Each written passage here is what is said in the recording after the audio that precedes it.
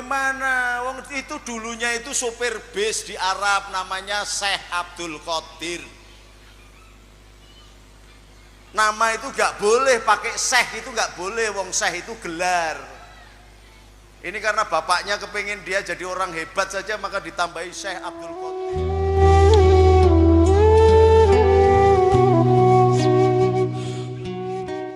Saniki nggih kathah ahli sunnah wal jamaah sing ora cetha. Ngakune ya NU, ngakune ahli sunnah tapi khutbah di gereja. Kan enten to wong ora waras kuwi. Jangan ikut-ikut orang seperti itu. Mereka mengaku ahli sunnah, bukan ahli sunnah, itu ahli dolalah niku. Neng gereja ceramah. Lah apa-apa. Dadak luli saya mau masukkan orang Islam, kowe mlebu kafir kowe malahan. Kok masukkan orang Islam? Kalimatnya adalah khairun nas anfa'uhum bukan lil muslim, bukan lil mukmin. Maka ketika engkau berdakwah kemana-mana, masuki gereja, masuki vihara, kuil, gelandangan, bawah jembatan, datangi mereka. Apalagi masih Indonesia, datangi semuanya. Loh, apa enggak haram itu, Gus? Sing muni haram ki goblok. Ini mulai terjadi di Indonesia. Orang-orang yang mengaku dia orang-orang hebat, orang-orang liberal, orang-orang yang mengatakan semua agama itu sama, orang-orang yang mengatakan semua agama itu sama, Tuhannya sama. Loh, kowe nek semua agama sama mlebu Nasrani rong dina ngono lho, mlebu Hindu rong dina padha. Iki wong-wong sing uteke rusak bisa. Dan itulah orang-orang katanya ahli sunnah. Ini toleransi, ojo melu-melu. Terutama orang-orang Jawa Timur. Saya ahli sunnah wal jamaah, saya pula mustasyar NU. Tetapi saat ini banyak orang-orang NU yang otaknya sudah mulai dirusak oleh orang-orang luar. Yang mereka mengatakan semua agama sama. Mereka dakwah di dalam gereja, bukan dakwah, mereka justru menghina agama Islam di depan orang-orang kafir. Hati-hati. Ini mulai banyak orang-orang yang mengaku NU tapi rusak nih. Saya tidak peduli dia kiai apa habib ora mudeng. Siapapun yang melakukan seperti itu, ojo dicedai, didoi. Mereka penyakit-penyakit yang ada di negeri ini. Mereka yang akan merusak bangsa kita dengan dalil toleransi. Sebenarnya mereka tidak toleransi. Justru mereka menjual agama-agama Islam kepada agama-agama yang lain dengan mencari duit. Tergantung amplopnya biro. Loh, Qur'annya kan mengatakan bahwa orang kafir itu tidak mungkin, Gus. Sawaun alaihim andartahum an lam tundirhum la yu'minun. Dikandani enggak kandani padha wae. Ning kowe wis ngandani apa durung? Sudah memberitahu mereka atau belum? Kalau belum kok kamu jujuk sudah mengatakan bahwa mereka tidak mungkin percaya? Belum tentu. Sayyidina Musa itu diperintah oleh Allah. Apakah Allah tidak tahu bahwa yang namanya Fir'aun itu tidak akan masuk Islam? Apakah tidak tahu? Tapi kewajiban kita atas manusia menyampaikan dakwatul Islam kepada siapa saja. Nabi Musa dan Harun diminta untuk datang ke Fir'aun untuk menyebut la ilaha illallah. Orang-orang gelem tidak masalah, tapi sudah disampaikan.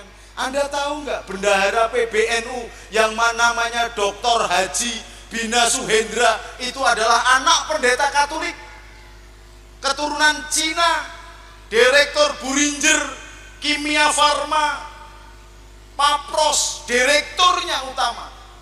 Cina, presiden mahasiswanya, Cina Katolik di Jerman. Tapi saya datangin, assalamualaikum Mas Bina. Saya ajak ngobrol sampai kepada menjelaskan Allah dengan mekanisme hukum fisika, hukum kimia. Saya jelaskan tentang hukum antariksa, saya jelaskan tentang hukum begini. Lalu masuk Islam. Sekarang menjadi bendahara umum, pengurus besar Nahdlatul Ulama se-Indonesia. Saya yang Islamin.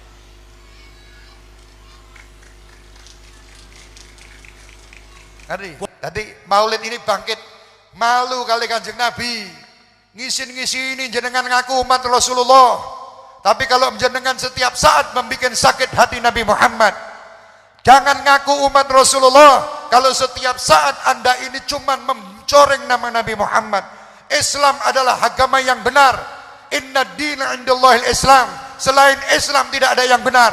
Kami orang Islam mengatakan bahwa agama hanya satu, Islam. Lain agama bukan agama saya. Lakum dinukum waliyadin. Dalam urusan rumah, dalam urusan negara, dalam urusan tetangga, kita wajib bertoleransi. Kalau kepada tetangga yang non-muslim, kita wajib bekerja sama-sama mereka. Seandainya mereka miskin tidak bisa makan, wajib kita bantu. Dosa nek orang ngewangi wong kafir. Tetangga kita yang kafir lapar kudu diwangi. Ora didongake mati. Kafir tak dongake mati, dosa malah. Itu toleransi boleh. Tapi kalau toleransi ngisi neng gereja, kok pastor kon ngisi neng masjid Jumatan sisan. Pastor yang bernama Muhammad Ali, enak sing ngono. Lho ndak apa-apa, semua agama sama. Lho wong edan to. Iki saka wong ulama-ulama sing uteke rusak. Campur uget-ugetmu deng uget-uget. Kuwi nek ditokok ning nggon banyu kuwi bocor halus. Luduk suwi neh, luduk ki rusak wong-wong kaya ngono ketoke kaya ulama tapi merusak bangsa. Makanya titip-titip dan pondok-pondok yang bagus. Tempat Kiai Bolkin ini Masya Allah. Dan di sini ada pondok-pondok banyak luar biasa di Gresik. Semua pondok-pondok yang di Gresik insya Allah bagus. Yang penting ahli sunnah wal jamaah. Ahli sunnah wal jamaah yang milih. Semua orang muslim mukmin itu tidak semuanya baik. Gimana? Wong itu dulunya itu sopir bis di Arab namanya Syekh Abdul Qadir. Nama itu gak boleh pakai Syekh, itu gak boleh. Wong Syekh itu gelar. Ini karena bapaknya kepingin dia jadi orang hebat saja, maka ditambahi Syekh Abdul Qadir. Wong jenengan kok insinyur, kayaknya enggak sekolah dulu dapat gelar insinyur. Ini enggak tahu-tahu namanya insinyur, namanya doktor begitu. Yang masuk gereja cari uang, ulama cari duit, utekin jeblok. Lho wong Gus Dur itu yang ngajarkan. Yang mengajarkan Gus Dur itu adalah Rasulullah. Rasulullah malah masuk ke rumahnya orang Yahudi yang matanya buta, mengajarkan moralitas agama sampai kemudian masuk Islam. Rasulullah yang masuk ke rumahnya orang Majusi yang setiap hari ngirim tai dan kemudian karena kelembutan hatinya Majusi masuk Islam. Maka kalau suaranya bagus silahkanlah, tapi barang selawat boleh. Barang selawat mengutamakan selawat Nabi aja saya sudah dapat bayaran 60 juta, 70 juta sekian, silahkan. Tapi jangan ikut-ikut ngomong soal agama, ramudeng. Mung suarane apik tok ya wis barang selawat wae. Tapi jangan ngomong-ngomong soal ilmu, nanti malah nabrak yang lain-lain. Ngaku mustasar NU saya ini dari bayi. Pengurus Ansor, komandan Banser, sekarang jadi komandan pendekar pagar Nusa se-Indonesia.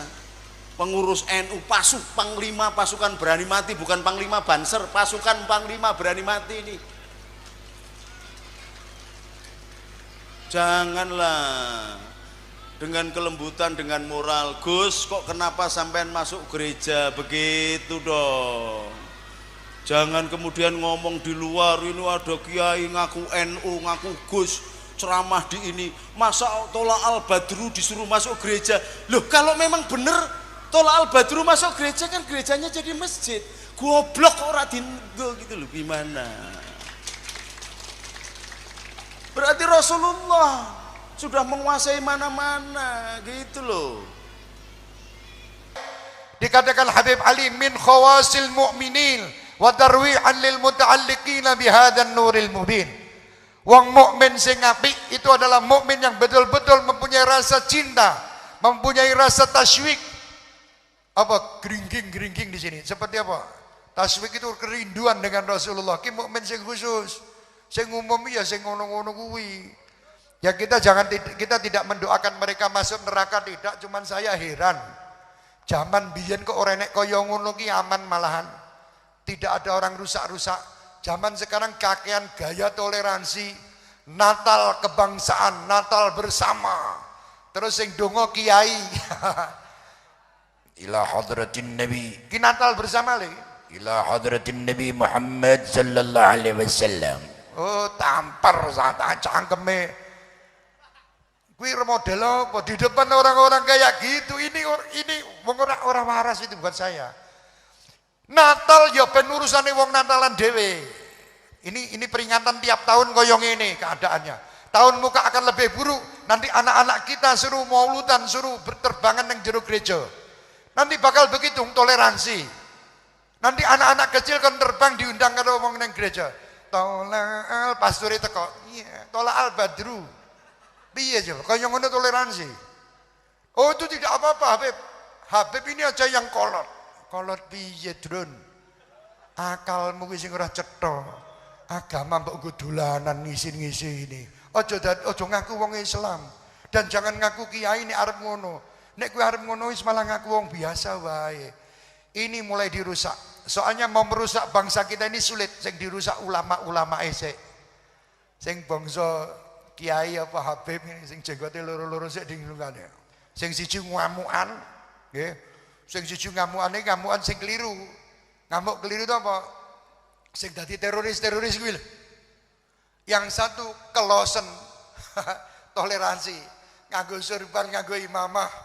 Ladies and gentlemen, wah, I am you same apa?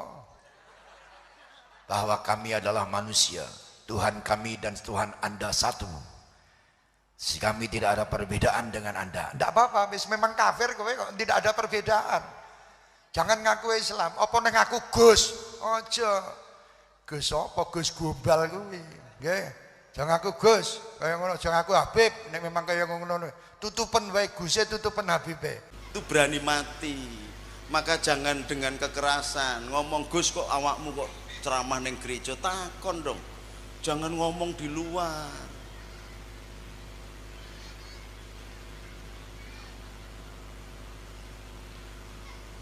Wal afina anina, saya memaafkan, mudah-mudahan dibuka hatinya dan tahu bahwa Rasulullah tidak secetek itu.